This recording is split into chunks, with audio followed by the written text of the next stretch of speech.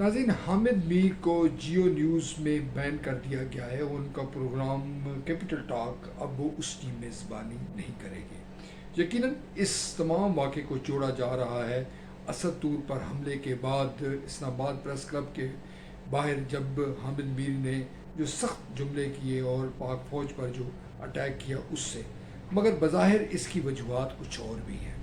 मैं हूं मलिक ज़हीर बाबर। अगर आपने ये चैनल सब्सक्राइब नहीं किया तो इस चैनल को सब्सक्राइब करें। इस्लामाबाद प्रेस क्लब के बाहर जब हामिद मीर एहतजाज कर रहे थे और सख्त जुमले इस्तेमाल कर रहे थे और इल्ज़ाम तराशी कर रहे थे, उससे कबल उन्होंने ये जुमला भी कहा था कि उन पर दबाव है अपने इदारे की तरफ से और वो बातें उस अंदाज में नहीं कर रहे जिस तरह से उनको करनी चाहिए या वो करना चाहते हैं, लिहाजा वो मुलाजमत का या नौकरी का दबाव महसूस कर रहे हैं। उसके बाद हामिद मीर ने जो फ़ौज पर इल्ज़ामात आयद किए, मुख्तलिफ़ किस्म के पर्सनल अटैक्स किए जो यकीनन किसी तौर पर मुनासिब नहीं है, और इस तमाम मामले को आज़ादी सहाफ़त के ख़िलाफ़ मुहिम करार दिया। यकीनन सहाफ़ियों के ख़िलाफ़ जो वाक़यात पे दर पे हो रहे हैं उससे पाकिस्तान का हर बाशऊर शहरी उससे मुतफक्र है और फ़िक्रमंद है, और वो ये चाहता है कि ये सिलसिला बंद होना चाहिए। यकीनन हुकूमत भी ये ख्वाहिश रखती है, हुकूमत की ये कोशिश है कि मामलात इस हद तक आगे ना बढ़ें, मामलात उस हद तक ख़राबी की तरफ ना जाएं जिससे बैनुल-अक़वामी सतह पर पाकिस्तान का इमेज मुतासर हो।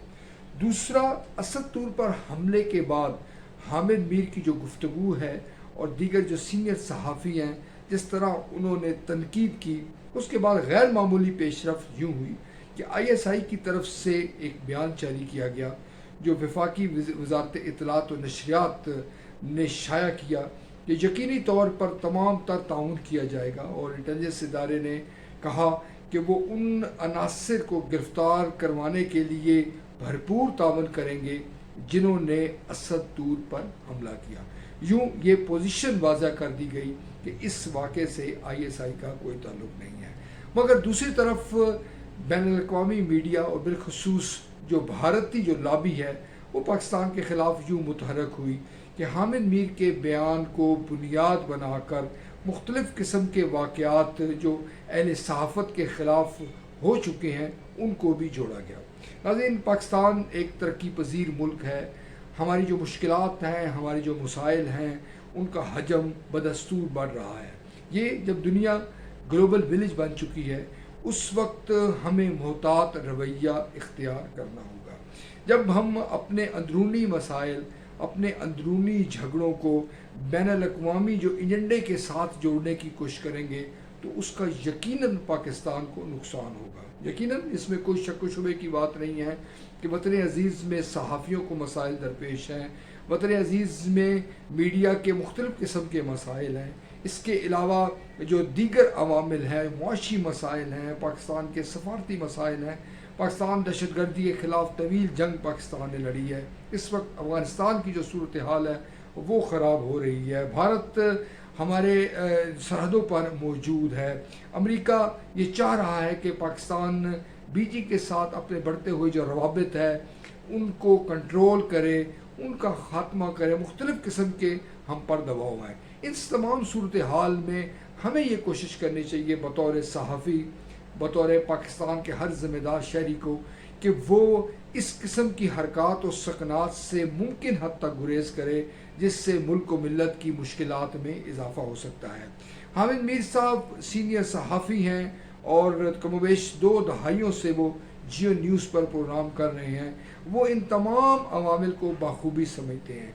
ऐसा कहना शायद हिमाकत होगी कि हामिद मीर साहब ने जो कुछ कहा, जो लबो लहजा इस्लामाबाद प्रेस क्लब के बाहर मीडिया से गुफ्तगू करते हुए इख्तियार किया, वो इसके नताइज से नावाकिफ़ थे। यकीनन हामिद मीर साहब को कुछ गम व गुस्सा हो सकता है, कुछ उनकी शिकायत जायज़ हो सकती हैं, मगर मामलात को सुलझाने का तरीका ये किसी तौर पर मुनासिब नहीं है।